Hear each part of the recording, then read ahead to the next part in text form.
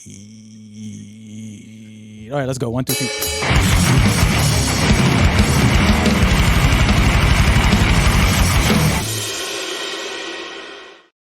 Hello and welcome to another episode of the Anti-Shuffle Podcast, your only source for the local and international metal and alternative news.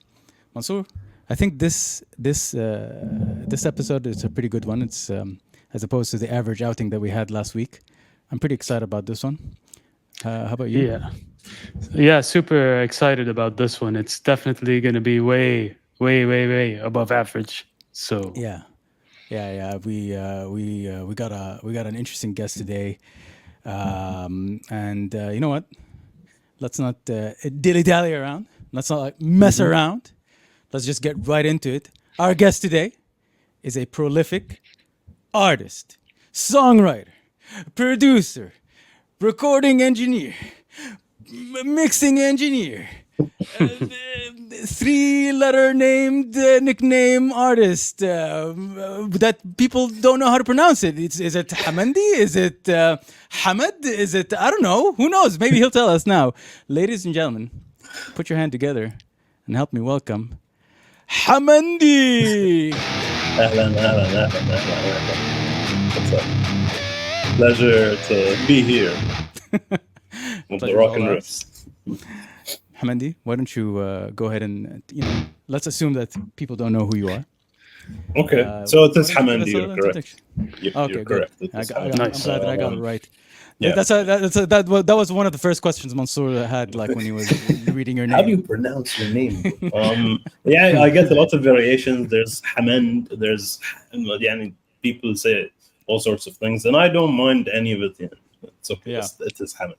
I'm a musician, guitarist first, and then I like to say a drummer trapped in a guitarist's body is how I introduce myself most of the time. I do music production.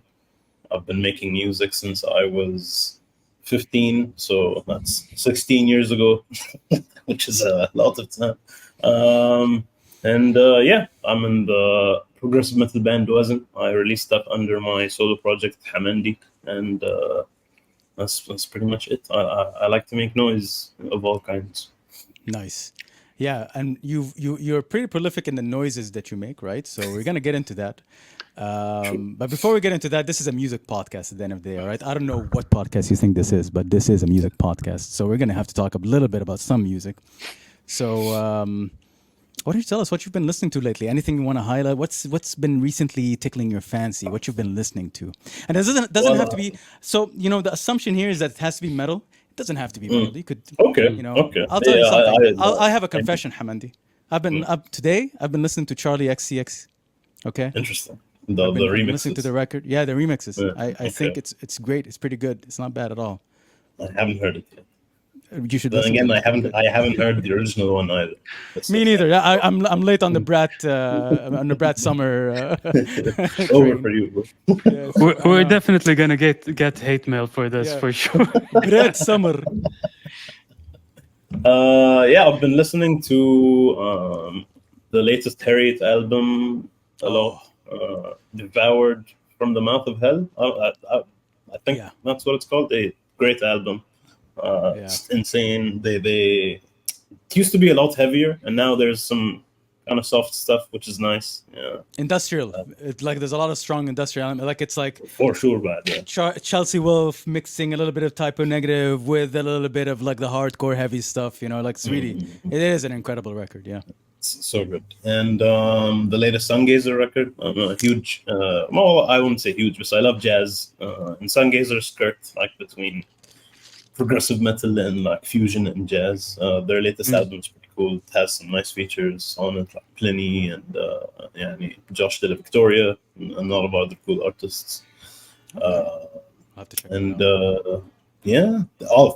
is another band I've been listening to. ALLT.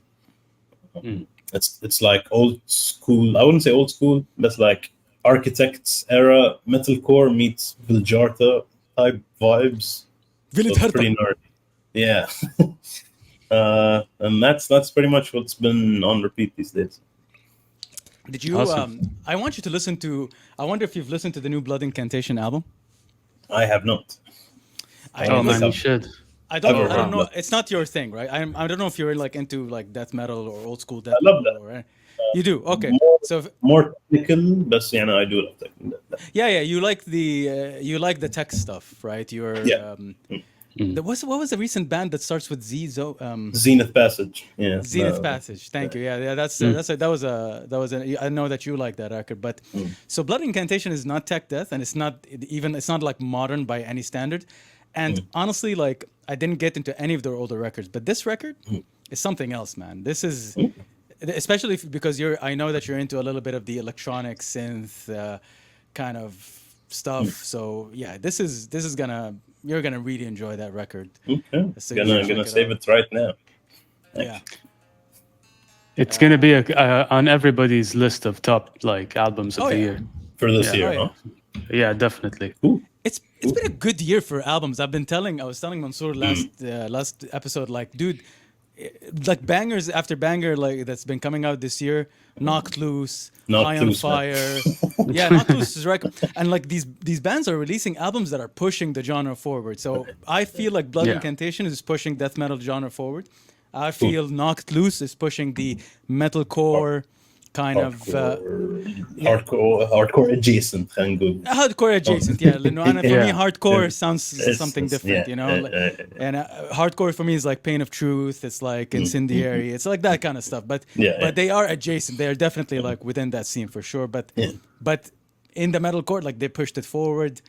High on Fire, incredible record. And if Harriet, that we just talked about Harriet, that's another incredible record. Kublai Khan. Kublai Khan. Oh yeah. That Look- record was nice as well. That record is, dude, like the opening track. I just love listening. Sometimes when I'm like down or I want to just like hype myself up a little bit, I just listen to the opening track. The name Khan in the English language. King. And See you're the just like, yeah, King Kong. yeah, absolutely. Yeah, but that record was pretty good as well. But no, incredible year so far for records. For sure. Mansoor, have you been listening to anything worth noting before we move on? Honestly, I'm really looking forward to Opeth and Devin Townsend and and maybe the Jerry Cantrell album.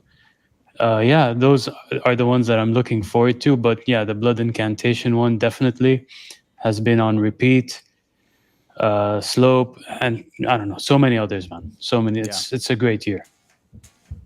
Yeah. Yeah, I know. It's been a great year and looking forward to more releases actually. I don't know if there's I don't know what else is coming out this year honestly from the top of my head, but there's a couple of things I think that are coming out. In any case, dude, Hamandi, why don't you just start off by, one of the questions that we had here on our mind is you have a pretty prolific discography of your own solo stuff and like working with these different types of bands. So like you mentioned WAZIN. WAZIN is like a prog metal kind of sounding metal band, right? And then your solo stuff is definitely like it plays around in the metal genre. Like I mean actually if we go into if we go to your beginning stuff, right? Your instrumental, like obviously heavily influenced by The Contortionist, heavily influenced by Cynic, heavily influenced by Tesseract, like you can really hear those influences. Even to this day, I think up to this day, like For you're sure, still, yeah. it's Those three bands in particular. exactly like that's that's what I'm hearing. But then I started noticing that you started a little bit to kind of diverge there a little bit in your last records and last efforts. Started exploring more ambient electronic, music. Like, where did that come from? What's happening there? I had a side project called Fenrir, and it was. Do you know how like What is it people called? who Fenrir, FENRUR. Okay. It's a Final Fantasy reference. And you know how like people who sketch have like sketch dumps. So it's whenever they like wanna just put out anything that's not a main sort of thing, they do it on sketch dump, and that like artist name was my sketch dump. And then I decided the genre doesn't really matter. Like I could put out anything I want because it's always going to be me. It's always going to be my style, how I approach these different genres. And I don't know. It just keeps things interesting, keeps things creative. I don't feel boxed in. You can get bored of doing the same sort of sound, Yeah. and I think just trying different stuff genre-wise really like opens up different doors, and it can always swim between all of these influences. And even the stuff that I do that's electronic always has like metal, tendencies here and there, or like a riff just thrown in randomly. Yeah, I just wanted to be open and try anything. Yeah, I mean the stuff that I'm putting out, not anytime soon, is I don't know, there's lo-fi stuff. There's like a drill inspired track. في وايد Arabi, like Okay. Mm. I'm just trying to go as different places as possible to find sort of new sound. Yeah, I really like when artists experiment. Like one of the recent records that we talked about actually in another episode was "Show Me the Body," right? Like they're pretty Mm. experimental. Like I don't know, they call them experimental hardcore or whatever. But yeah, they're pretty experimental and a bit interesting, right? The genre pushing. They're doing different things in their records. Um, so from your perspective, do you think that doing stuff like that where you're experimenting with different sounds and you're trying different sounds is gonna like confuse people, or do you not care? Like, I don't care, I just want to do what I makes me happy. I don't care if the listeners get confused and don't know, oh, Hamandi, what kind of artist is he, and stuff like that. Mm. That is something I worry about. Not like, yeah, I mean, I'm not super anxious about it or anything. It is something I worry about. I've been trying to slowly ease, the fan base I have into, you know, having the idea and خلاص, and this guy is gonna jump from different genres. You can't expect the same stuff to come out. And stylistically, it won't be the same. يعني conceptually, I tried to link some stuff. The last couple of releases that I did, فيهم a lot of like self-referential stuff happening. So I think that at least ties each song or each release to the other. But otherwise, يعني, it's my music. I'm gonna release what I want to release at the end of the day. Yeah. Do you feel like you found your sound, or you're still trying to explore what's out there in terms of like instruments and different sounds? Yeah, I think what I discovered through the years is that groove is the most important part for me. Yeah. And like harmonies are cool, and like different melodic stuff is cool, but the most important thing that moves a song for me is groove. And I think it's just about writing stuff that makes me want to move, regardless of what genre it is يعني خلاص, يعني the most important ethos in terms of writing. But I don't know if that يعني qualifies as a style or a specific sound. I've been told by people that يعني when they listen to something that I put out, and they can tell it's me, but I don't know. I don't know that yet. Right. Tell us a little Fair bit about enough. this. Tell us a bit about the singing. You started off as an instrumentalist. All of a Mm. sudden, the last couple of releases you signed to the Wall of Sound, and all of a sudden your releases now have singing in them. Is this Yeah. something? Is this something that you've always been comfortable with, or did you have to like all of a sudden do it and learn it? And why did you decide to do it? Is there something that kind of pushed you to go towards that? Mm. When I started playing music, يعني, especially live, I used to do mostly acoustic sets with me singing. So I Oh, sang really? from a very young age, and then I stopped and didn't pay any attention to it whatsoever. I wrote melodies and stuff like that, but I never practiced or had it as like a main thing that had to stay in the music. I was focused on making instrumental stuff, and that was it. And it was actually WAZIN that kind of forced me to, okay, you Oh, need to right. start singing. Yeah, you do backing 'Cause, vocals on that yeah. on that project. Even writing stuff, man, because sometimes I write vocal melodies instead of having to explain stuff to Abbas, or like doing it on notes, I could just record it. So I recorded it and I sent it to the guys, and they're like, sing the part, dude. Yeah, why are we doing this? But it really encouraged me to take more opportunities to become a vocalist. And yeah, now it's a mainstay. And I don't think I have any instrumental stuff in the horizon. Did you notice? Did you notice like more Yeah, and it's people? been weird, but I enjoy it. I enjoy it. Yeah. Did you notice that more people are? We're having a little bit of a connection issue here, but I don't know if you can get. Yeah.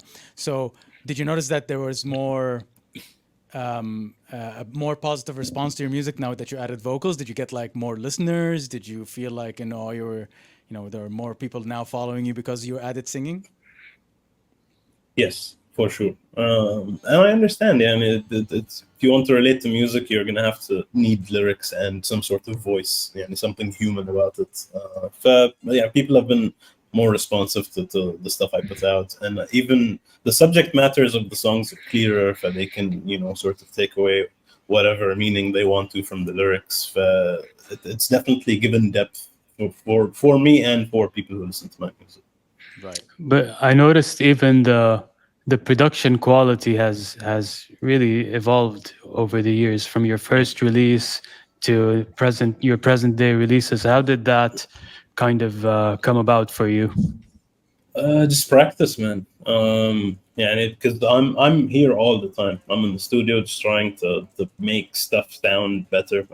I did some online course stuff, and of course, I surround myself with a good bunch of peers who I can send my music to, and they can sort of critique it in terms of mix, in terms of composition, in terms of production. And I'm always trying new stuff, and I'm always trying to, get a better sound quality out of the stuff that I make.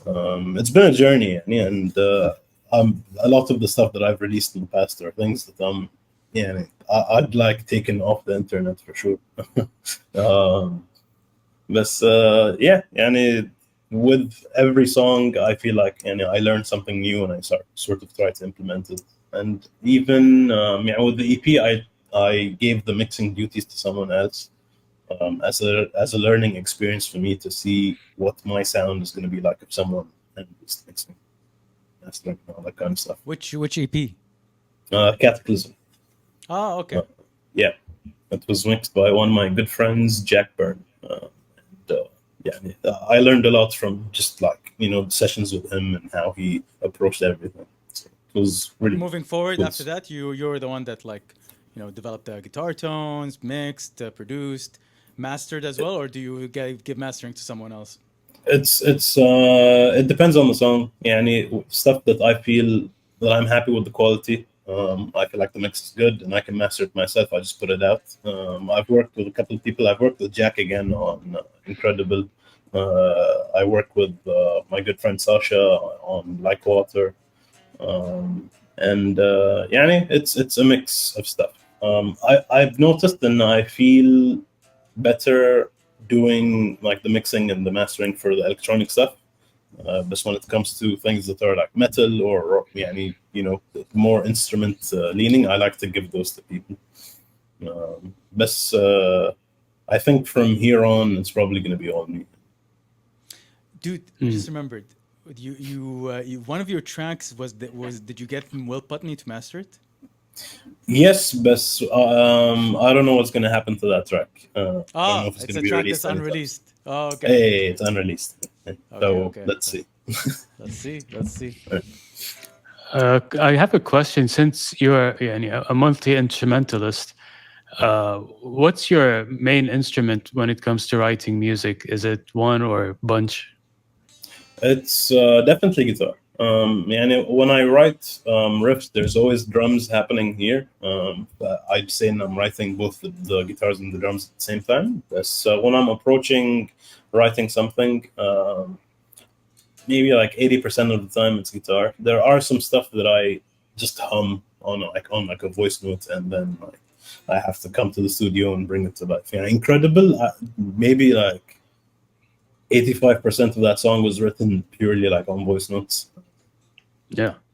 With just melodies and riffs that came to me in my head, and I had no access to like any sort of guitar at the time, or whatever, like a laptop or something. So I had to just write the whole song on voice notes. And these days it's coming from different places. I'm starting with drums a lot these days, or if I just have like a cool synth thing happening.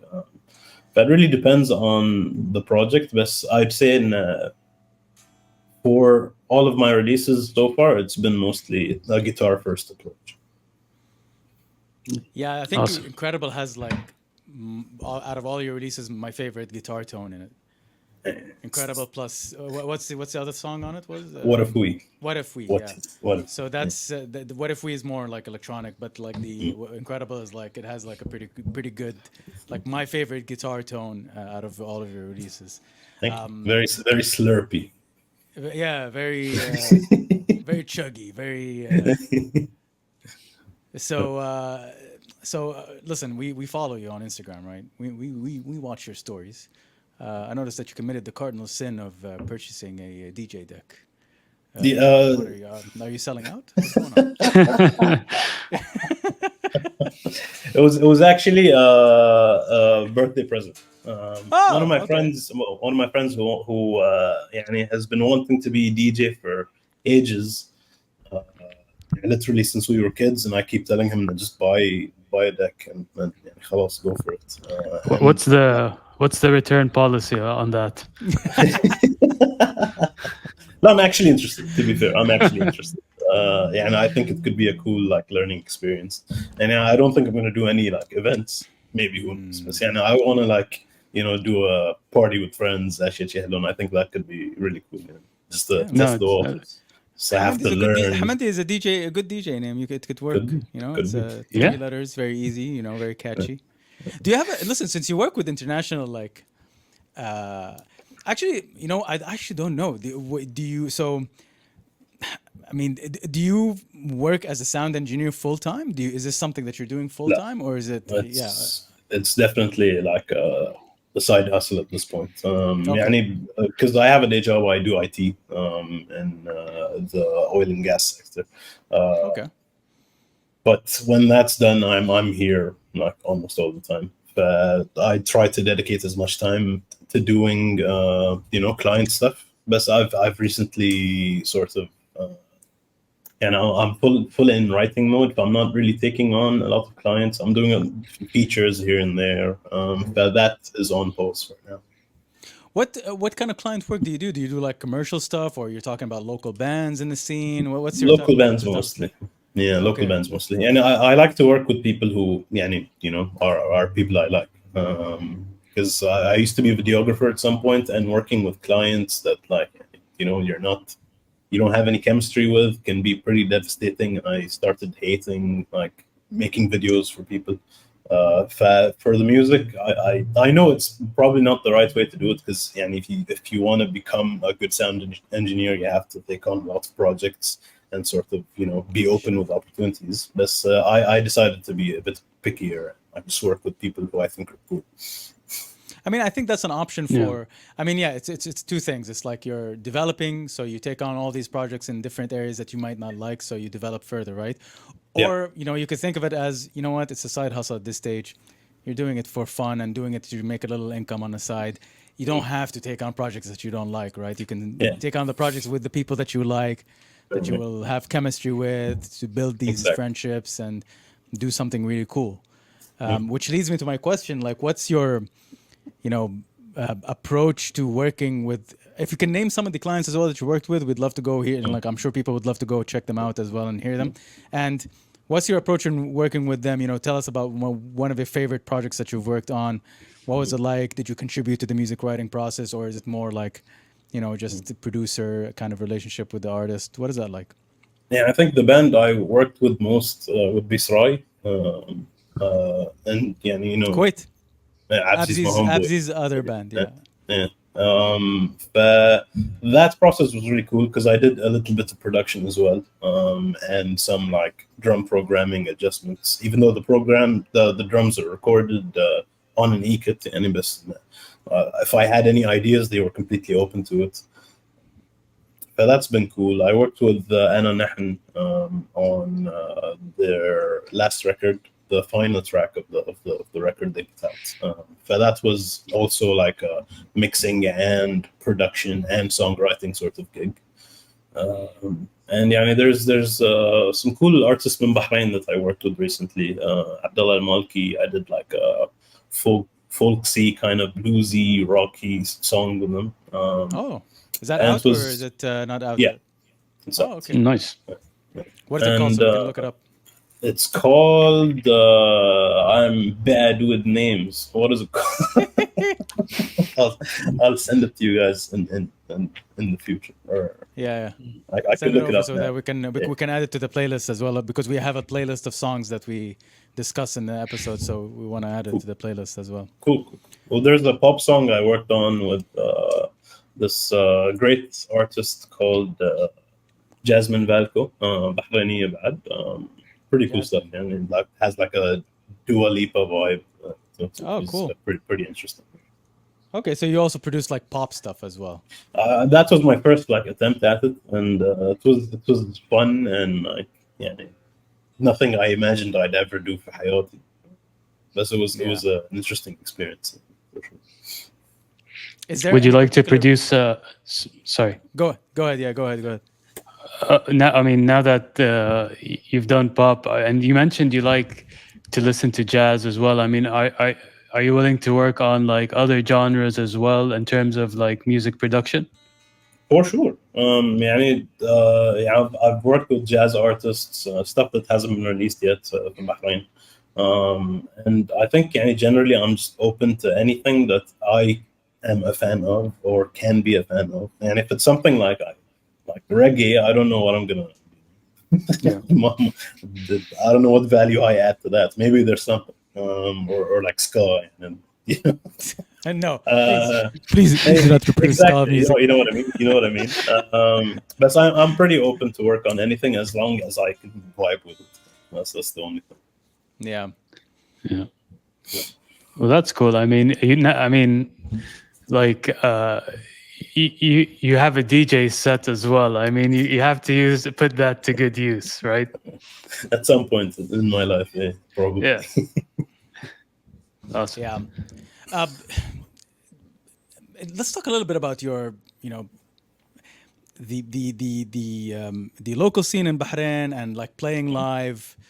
Are we ever going to see Hamandi live? Like, what's the reason why Hamandi is Hamandi a solo project because you want it to be a solo project, or is it because the usual problem that we have here in the local scene is like maybe not enough people around that are the same mentality, the same kind of taste in music, same approach to with chemistry and stuff like that. So what's going on there in terms of live playing? It's a two-layer problem. One of it is that I really want to do it right, and I'm not a perfectionist by any means, but when I want to go live, I want it to be like an experience, because I don't know, I feel like a good reason of why people come to see an artist live is to see how they're like, and get some sort of really cool experience out of it. And I don't want to just go and play the stuff exactly how it was, in the studio version. And I want it to be a bit different, a bit like improvisational, maybe looser with structure or with the melodic choices or whatever it is. And that leads to my other issue, which is finding the right people. And I think I finally, this year, found the right people. And I hope that by next year it's more of a reality. I'm taking live gigs as well this year, which is the first for me. I've never played live with anyone. I've played live in like open mic nights and stuff like that, and I played once with a backing track, but that's not a legit sort of thing. So this year I'm playing guitar. Sorry. No, go ahead. Sorry. This year I'm playing guitar for a local artist here who's got a gig, and that's going to be interesting. And I don't know, but that for me will be probably the learning experience and sort of the entry to that field. And hopefully you'll get to see Hamandi live sometime next year. Yeah. That's awesome, man. I mean, do you have at least like a vision of what you want your live setup to be like, or you're still working on it? Yeah, ideally, I'd like to not touch any guitar. That'd be great. Interesting. I thought of the opposite. Like, like maybe you'd be like the main guitar player playing lead, Right. I think it would be pretty cool to have a guitarist who's much better than me, like, like really, dig in and play some insane riffs, and evolve sort of the sound that I have. And I think of Mishal from WAZIN all the time, and I think he's probably going to be the one to do that. But يعني for live, I'd like to do synths and vocals. But you never know, man. I could be doing guitars, but ideally, I just like to be on the synth and on vocals. Awesome. Yeah. Awesome. Yeah, it's an interesting. Yani, this is a problem I think that a lot of artists are facing here, and the main issue, which is interesting because we were talking offline about you recently buying a drum set. That's one of the main things that are missing here. Like everybody, guitarists يعني في السعودية وفي البحرين أعتقد are a dime a dozen. Like if you can find it بلاش. everywhere. Like yeah, exactly. Like a variety of different level of skill, right? Bassists. Every failed guitarist is a bassist.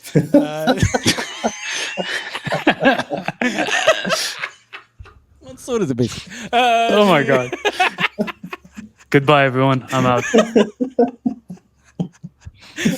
So, for those listening, Muslim music, I switched off his camera. He's making that. Okay. The issue is the drumming, man. The drumming is like it's hard because first of all, not everybody is willing to spend money on a drum set. It's expensive. Second of all, the drums, if you're gonna go the acoustic route, it's pretty goddamn loud, right? It's really loud. Yeah. Not every family is willing to have that in their house, So it's like exactly. Yeah. It's tough. It's tough. Yeah, it's tough. Yeah, it's tough.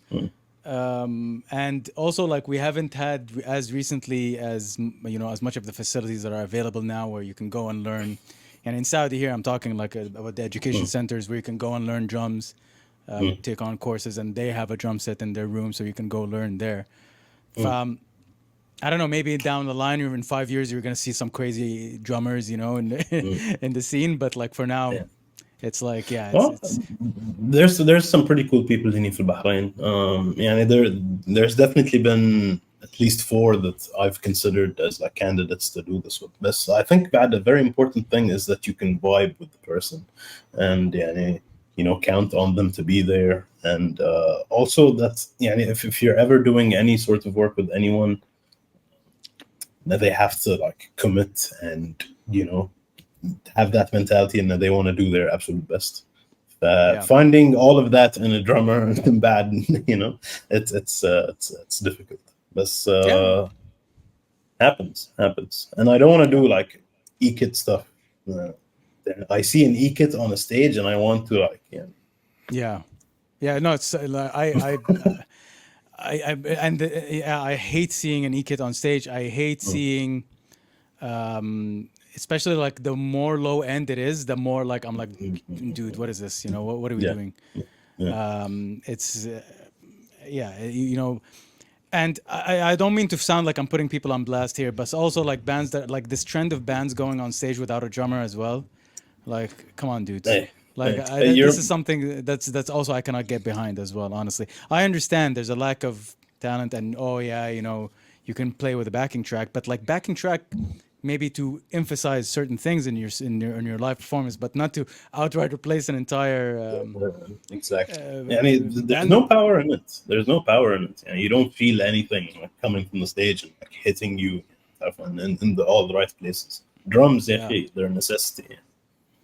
Yeah, I have to admit though, like from my experience when I played live at I'm not going to name the venue, but it was a pretty small stage, and I was, as a bassist, I was standing next to the drummer, and after that show, I swear I almost went deaf because I had to stand there, and it was just so bad. And it was live drums. It wasn't like an e-kit. I wish it was at that day it was like an e-kit. You know what I mean?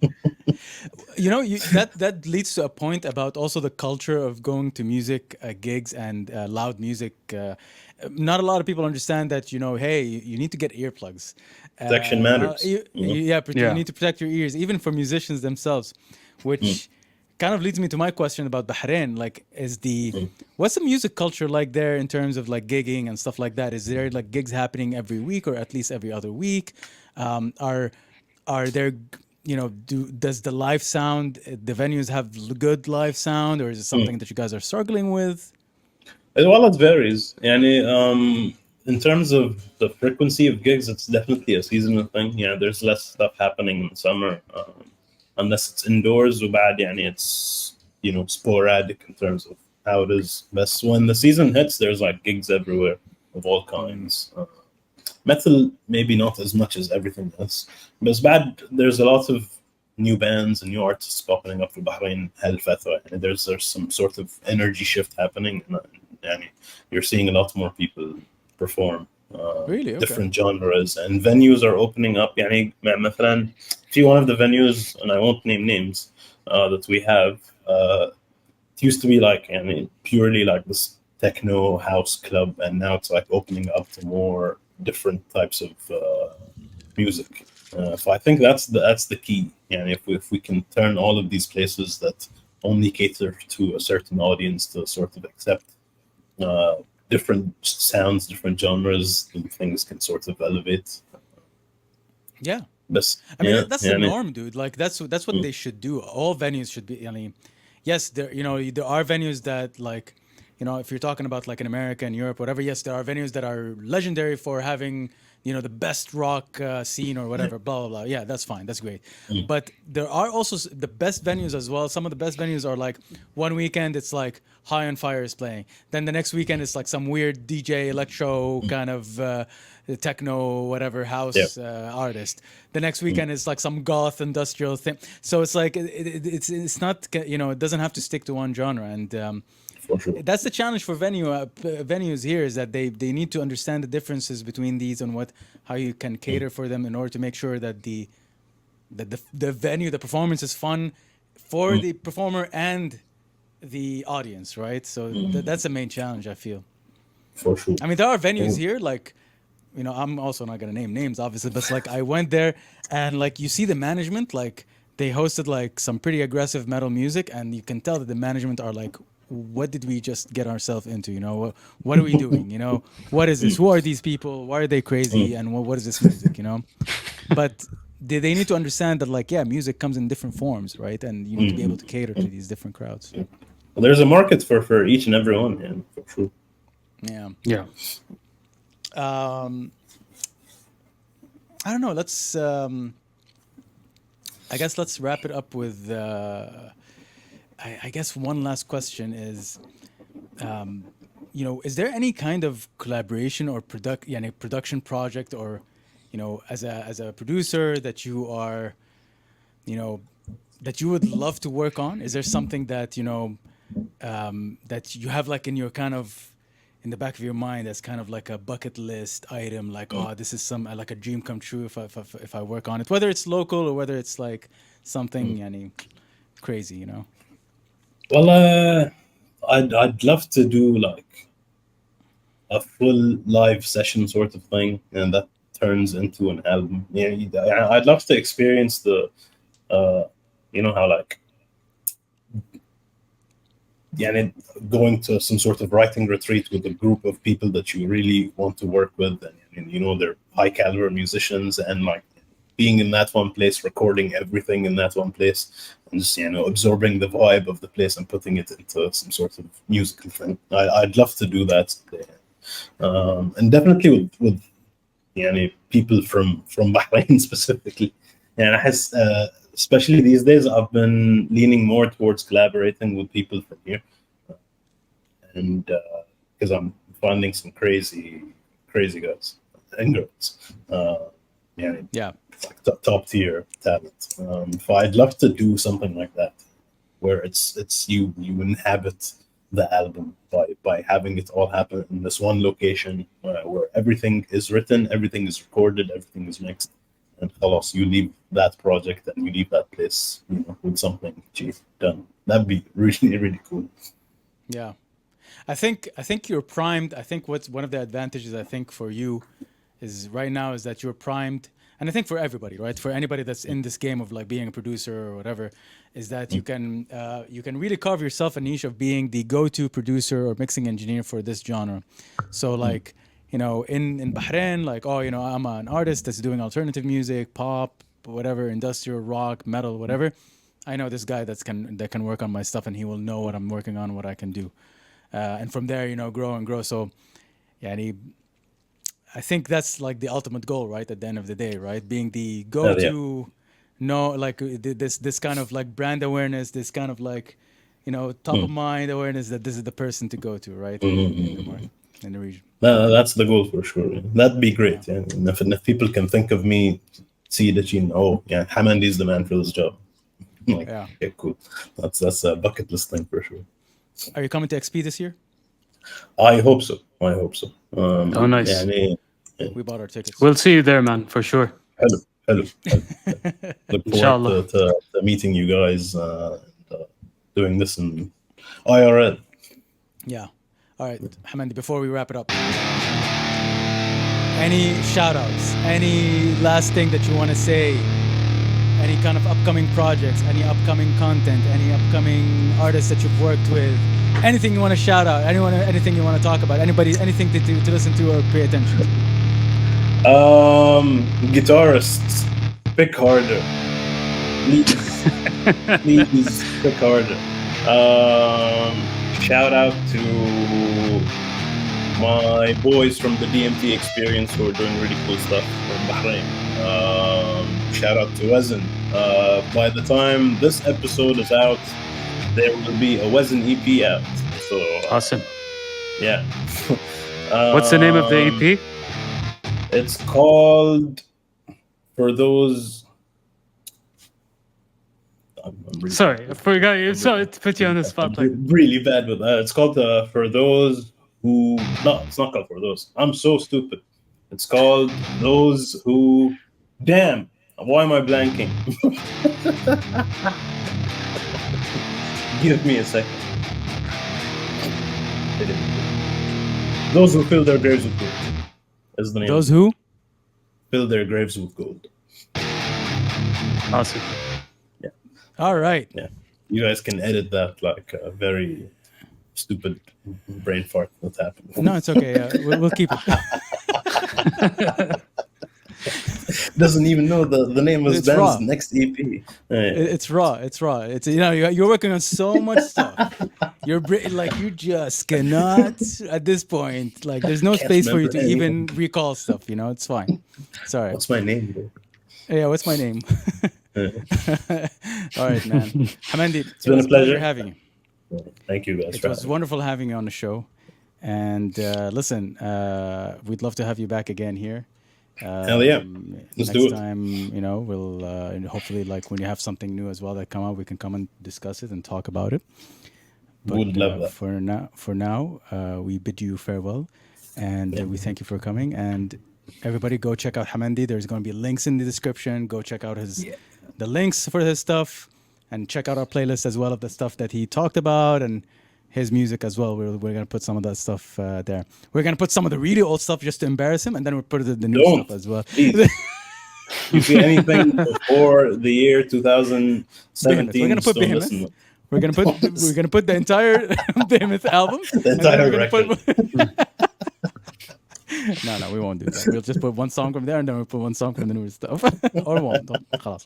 Fine. Anyways, sorry. All right. Yalla. Mansoor, any last words? Man, thank you so much for dropping by. We'll look forward to hearing your new stuff and seeing you at XP, man. Have a good one.